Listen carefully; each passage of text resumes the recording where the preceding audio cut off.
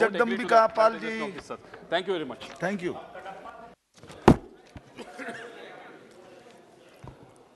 अधिष्ठाता महोदय, मैं आपका अत्यंत आभारी हूँ। कम है, आप बोलिए तो। मैं आपका अत्यंत आभारी हूँ कि आपने हमारे भारत के वित्त मंत्री माननीय निर्मला सीतारमण जी के द्वारा प्रस्तुत बजट पे बोलने का अवसर दिया। मैं बहुत देर से इस बजट की चर्चा पे अपने सत्ता पक्ष और प्रतिपक्ष के साथियों को सुन रहा था। एक देश का सबसे महत्वपूर्ण, देश की प्राप्तियों का या देश के रिसीप्स का जो भी इनकम है और उसके एक्सपेंडिचर का, ये पूरे साल का एक लेखा जोखा होता है। और प्रायः बजट में हमारे तमाम माननीय सदस्य हैं इस बात के गवाह होंगे कि इस बजट पे जब भी चर्चा होती थी तो इस बजट पे ये चर्चा होती थी कि अगर ये फिस्कल डेफिसिट इतना है तो ये कैसे सरकार कम करेगी, रेवेन्यू डेफिसिट अगर इतने हैं तो इसको कैसे कम करेगी, या प्राथमिक घाटे को कैसे कम करेगी। इसी चर्चा तक हम सीमित रहते थे कि हमारा कैपिटल एक्सपेंडिचर कैसे बढ़े या हम रेवेन्यू एक्सपेंडिचर को कैसे कम करें। लेकिन आज का जब ये अमृतकाल के बजट को जिसको हमारी सरकार ने प्रस्तुत किया है और अमृतकाल में जिस तरीके से उन्होंने 7 पैरामीटर को तय किया है कि हम 7 पैरामीटर्स पे अगले 25 वर्षों के लिए जो हम आधारभूत तैयार करने जा रहे हैं, वो चाहे डेवलपमेंट हो या रीचिंग द लास्ट माइल हो, इंफ्रास्ट्रक्चर एंड इन्वेस्टमेंट हो या अनलीजिंग द पोटेंशियल्स हो या ग्रीन ग्रोथ हो, यूथ पावर या फाइनेंशियल सेक्टर हो। तो इस पे आपने देखा है कि आज इस बजट का क्या परिणाम हमारे सामने, कि आज हमारे तमाम साथी कह रहे थे कि इस बजट में क्या है और भारत की अर्थव्यवस्था की क्या स्थिति है। आखिर पिछले 9 वर्षों में अगर नरेंद्र मोदी जी के नेतृत्व में सरकार बनी है तो हमने इस 9 वर्षों में भारत ने अपनी आर्थिक विकास यात्रा कहाँ तक की है। आखिर हम इस बात के गवाह हैं कि आज दुनिया में पहली बार भारत में हम अपनी अर्थव्यवस्था को अब देश में चिंता नहीं, देश की तुलना नहीं कर रहे हैं, बल्कि आज दुनिया से तुलना हो रही है। जिस भारत को 9 वर्षों के पहले ये भारत दुनिया की 10 अर्थव्यवस्थाओं में थी, आज 9 वर्षों में आदरणीय नरेंद्र मोदी जी के नेतृत्व में ये दुनिया की टॉप 5 इकोनॉमी में आ गई है। तो ये निश्चित तौर से 9 वर्षों की यात्रा है भारत की, और ये यात्रा ऐसे नहीं है। ये यात्रा करने में निश्चित तौर से जिस तरीके से कदम उठाया और अगले कुछ वर्षों में हम इसको दुनिया की तीसरी अर्थव्यवस्था बनाने का काम करेंगे। और इसको बनाने के लिए जिस तरह से भारत ने पिछले दिनों, आपको याद होगा जब कोविड की चुनौती आई थी, इसी सदन में पूरे देश को दिक्कत थी कि उस समय पीपी किट हो या NK95 हो या जिस तरह से वेंटिलेटर्स हो, ये हम चाइना पे निर्भर रहते थे, बाहर के एक्सपोर्ट पे निर्भर रहते थे। उसी समय भारत के प्रधानमंत्री ने कहा कि अब ऐसी जो आज परिस्थितियां निर्मित हुई है जो भारत ने देखा भी नहीं था, तो निश्चित तौर से दुनिया को, हमको भारत को आत्मनिर्भर करना होगा। और उस भारत को आत्मनिर्भर करने की दिशा में जिस तरह से हम बढ़े हैं, आज आप देखें कि इलेक्ट्रॉनिक्स का एक्सपोर्ट जो हुआ है वो 3 फोल्ड में राइज किया है और आज US $4.4 बिलियन से बढ़ करके जो 19 पे था, आज 2022 में हम $11.6 बिलियन हम इलेक्ट्रॉनिक्स के एक्सपोर्ट में पहुंच गए। आज जिस तरीके से आप रिन्यूएबल एनर्जी में देखिए, इसमें पिछले 7 वर्षों में आज विश्व का सबसे फेवरेट डेस्टिनेशन ये बन गया है। और सौर ऊर्जा में अब तक $78.1 बिलियन अब तक यहाँ पे इन्वेस्ट हो चुका है। और आज उसी का नतीजा है कि आप देखिए कि हम केवल आज एक सेक्टर इलेक्ट्रॉनिक सेक्टर हो नहीं, बल्कि आज सारे सेक्टर में हम जिस तरह से आत्मनिर्भर हो रहे हैं। मैं कहना चाहूँगा अपने प्रतिपक्षी साथियों कि आज इंडिया डिफेंस के मामले में जहाँ हम पूरा आश्रित रहते थे, ये गवाह है ये लोकसभा, इसी लोकसभा में प्रधानमंत्री जी ने कहा था कि अब हम डिफेंस में हम ज़्यादा से ज़्यादा जो अभी तक हम सारी चीज़ें ले रहे थे, भारत 101 अपने रक्षा के आवश्यकताओं की पूर्ति के लिए खुद भारत बनाएगा। और आज केवल भारत उस डिफेंस की चीज़ों को बनाने का काम नहीं कर रहा, दुनिया को हम एक्सपोर्ट करने का भी काम कर रहे हैं। ये निश्चित तौर से भारत की उपलब्धियां हैं। और आज वो जो इंडिया का डिफेंस एक्सपोर्ट्स भी बढ़ा है, ये मैं पिछले 9 वर्षों की बात कर रहा हूँ। आज 6 टाइम ये आंकड़े हैं कि पिछले 5-6 वर्षों में हम डिफेंस इक्विपमेंट और सर्विसेज में हम 75 कंट्रीज में दुनिया के 75 देशों में आज हम डिफेंस के सामान, डिफेंस की इक्विपमेंट्स को हम एक्सपोर्ट कर रहे हैं। और इसी चीज़ में नहीं, आज दुनिया में हम सबसे सेकंड लार्जेस्ट हैं टेक्सटाइल और क्लॉथिंग में, कपड़े में भी। जहां पहले लोग कहते थे हमको इंग्लैंड की सूटिंग चाहिए, फॉरेन के कपड़ों के लिए जिस तरह से भारतीय लोग, आप देखते थे किस तरीके से लोगों के मन में इच्छा रहती थी। Now India is the second largest textile and clothing exporter in the world with a total exports of US 44 billion in US dollar. तो आज जिस तरीके से हम टेक्सटाइल के मामले में, क्लोथ के मामले में, फार्मा के मामले में, आप देखिए कि हमने जिस तरीके से FDI इन्फ्लो हुआ है आज नरेंद्र मोदी जी की सरकार में, 2014-15 में 45.14 बिलियन US डॉलर का फॉरेन इन्वेस्टमेंट था। और आज वो हमारा 2021-22 में इसी आदरणीय प्रधानमंत्री जी के, क्योंकि उन्होंने हमेशा कहा कि हम एक अपने देश को एक ऐसी बनाएं, कोविड की वैश्विक चुनौतियों के पहले जहां लोग चाइना में इन्वेस्ट कर रहे थे, जहां पे पहले जापान में था, आपने देखा कि जो एक प्रयास हुआ केंद्र सरकार का कि दुनिया का मोस्ट फेवरेट डेस्टिनेशन FDI के लिए भारत बना, और उसमें ऐसी स्थिति बनी कि आज 21-22 में 83.57 US बिलियन डॉलर आज फॉरेन इन्वेस्टमेंट के रूप में यहाँ पे हुआ है। इसी तरीके से आज हमने अपने भारत के भी लोगों ने कहा साहब बजट में आपने क्या किया, बजट में कहाँ किया। आज जो हमारी जो 13 ऐसे जो महत्वपूर्ण मंत्रालय हैं उसमें हमने हाईएस्ट एलोकेशन किया है। 2023-24 में जो हमने हाईएस्ट एलोकेशन के परसेंटेज को इंक्रीज किया है। मिनिस्ट्री ऑफ रेलवे में 49% किसी देश का बुनियादी ढांचा होता है उसका इंफ्रास्ट्रक्चर, और हम उस इंफ्रास्ट्रक्चर में आपसे हम कहने जा रहे हैं कि जिस तरीके से हमने अपने इंफ्रास्ट्रक्चर में काम किया है इस देश में, आप देखिए कि रेलवे में हमने सबसे बड़ा काम किया है कि आज हमारी दुनिया की जो अर्थव्यवस्था है उसमें लगातार हमारे प्रतिपक्ष के लोगों ने कहा कि साहब महंगाई और रेट ऑफ इन्फ्लेशन की बात आई, अनएम्प्लॉयमेंट की, मैं उसका भी जवाब दूंगा।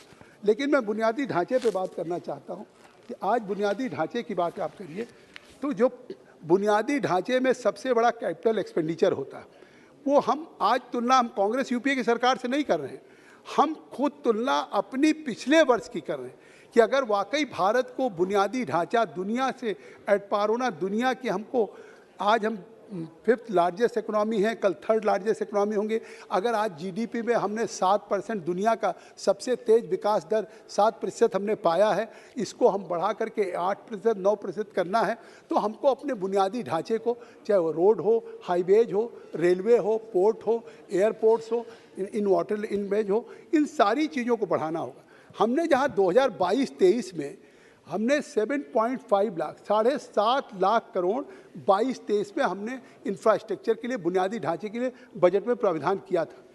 खुद हमने 22-23 से एक साल में आदरणीय नरेंद्र मोदी जी की सरकार ने, प्रधानमंत्री के प्रयास से हमने कहा कि दुनिया में सबसे ज़्यादा इंफ्रास्ट्रक्चर बुनियादी ढांचे को मजबूत करके केवल आत्मनिर्भर भारत का नारा नहीं है, उस आत्मनिर्भर भारत को वास्तविकता के धरातल पर उतारने के लिए इस बार 7.5 लाख करोड़ की जगह पे 10 लाख करोड़ का कैपिटल एक्सपेंडिचर हम करने जा रहे हैं। तो ये 2023-24 में हम खुद अपना 33% हम इंफ्रास्ट्रक्चर में, बुनियादी ढांचे में पिछले वर्ष की तुलना में हमने अपने पूंजीगत व्यय को वृद्धि किया, अपना एलोकेशंस को बढ़ाया।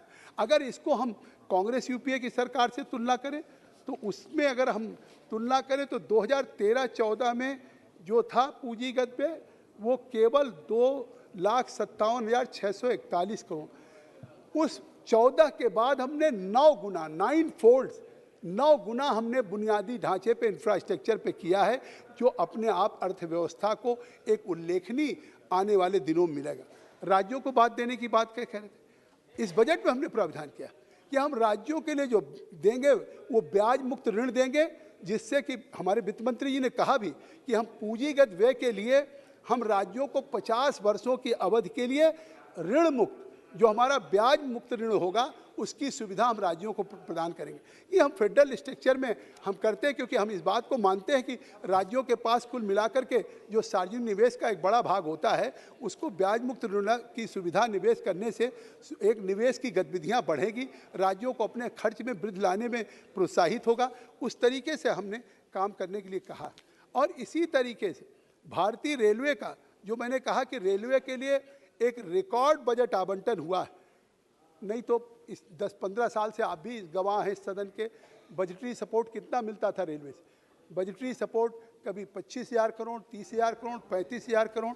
और आज हमारी सरकार ने, आदरणीय मोदी जी ने रेलवे के लिए 2.40 लाख करोड़ का प्रस्ताव किया है, जो 13-14 से भी 9 गुना ज़्यादा है। तो आखिर इस रेलवे में आज सिद्धार्थनगर, हमारे तमाम माननीय सदस्यों ने बोला आकांक्षा जनपद में, आज उत्तर प्रदेश को अब समाप्ति की ओर बढ़िए। नहीं, हमारे प्रदेश को भी मिला है जिस तरीके से।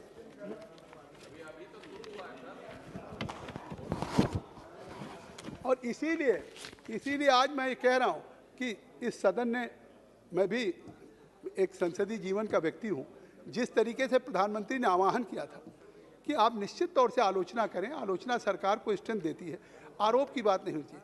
लेकिन मैं कहना चाहता हूँ कि आज ये सदन में प्रतिपक्ष अगर अपने को ये है कि आदरणीय मोदी जी की आलोचना ही करेगा, आदरणीय मोदी जी को गाली देगा, तो इससे निश्चित तौर से आज जिस तरह से उनका नेतृत्व है, आज वो नेतृत्व केवल भारत में स्वीकार नहीं है, आज दुनिया में भी आज नरेंद्र मोदी जी के नेतृत्व को लोगों ने स्वीकारा है। ये बात मैं नहीं कह रहा हूँ, ये बात प्राइम मिनिस्टर नरेंद्र मोदी जी वर्ल्ड के मोस्ट पॉपुलर लीडर बने हैं।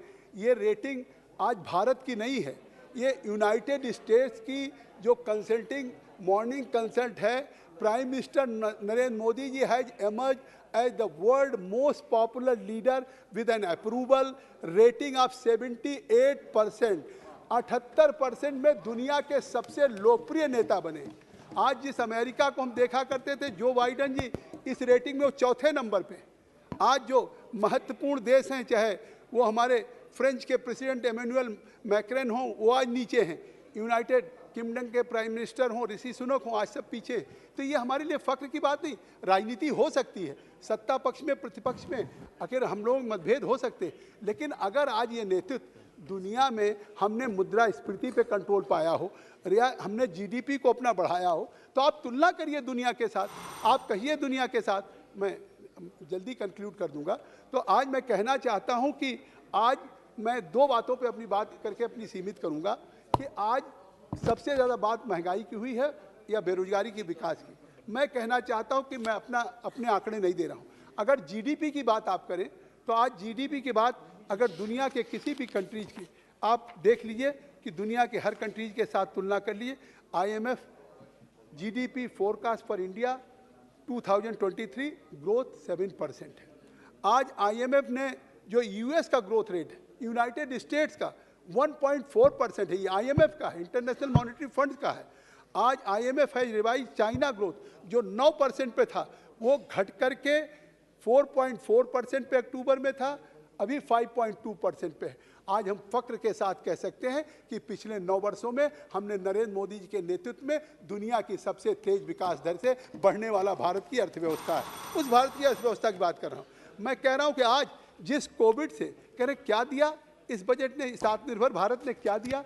अरे इस भारत ने आत्मनिर्भर भारत में क्या दिया? जहां हम दुनिया में हैजा, प्लेग, सुनामी, किसी जापानी इंसेफ्लाइटिस, एक्यूट इंसेफ्लाइटिस सिंड्रोम, इनके लिए हम दुनिया से, बाजारों से मांगते रहते थे कि हमको वैक्सीन मिल जाए। आज वहीं उस कोविड की वैक्सीन से, जिसमें पूरी दुनिया उसके चपेट में था, उस भारत ने न केवल अपने दुनिया के 260 करोड़ लोगों को फ्री वैक्सीन दिया, 150 मुल्क के लोगों की जिंदगी का हिफाजत करने का काम भारत की सरकार ने किया, आदरणीय प्रधानमंत्री जी किया। मैं एक बात महंगाई की बात कह देना चाहता हूँ, बहुत महत्वपूर्ण है। 1 मिनट में समाप्त कीजिए प्लीज। खत्म कर। 1 मिनट, 10 मिनट, केवल 1 मिनट में। 15 मिनट हो चुके हैं। नहीं, 10 मिनट का। 1 मिनट में समाप्त कीजिए प्लीज। मैं अन्य अगले वक्ता का नाम बोल दूंगा, तो बोल दीजिए। तो 1 मिनट में पूरा कीजिए। बोल देंगे तो आप बैठ जाएंगे मेरे से केवल। आज इंडिया के इन्फ्लेशन, इसी लोकसभा में इन्फ्लेशन की बात होती थी। आप भी गवाह हैं 10% डबल डिजिट से नीचे इन्फ्लेशन कभी नहीं रहा। मैं तो चुनौती देके कहता हूं, कल गोगोई जी बोल रहे थे, आज आप देखिए कि हमारी दुनिया में सबसे कम हमने महंगाई पे जिस तरह से कंट्रोल किया। आज इंडिया इन्फ्लेशन इन जनवरी 22 की बात कर रहा हूँ 5.6% है। ये हमारी रिपोर्ट नहीं, IMF की रिपोर्ट है। और आज इन्फ्लेशन हमने इतना किया है, यूरोप की देख लीजिए, in European countries the rate of inflation is 8.9% in 19 countries. पूरा यूरोपियन जिसको हम आदर्श मानते थे, आज वहाँ 8.9% है। इटली में 8.4% है, जर्मनी में 8.5% है। Food inflation in Europe is recorded 9.8%। United Kingdom में रेट ऑफ इन्फ्लेशन इज 9%।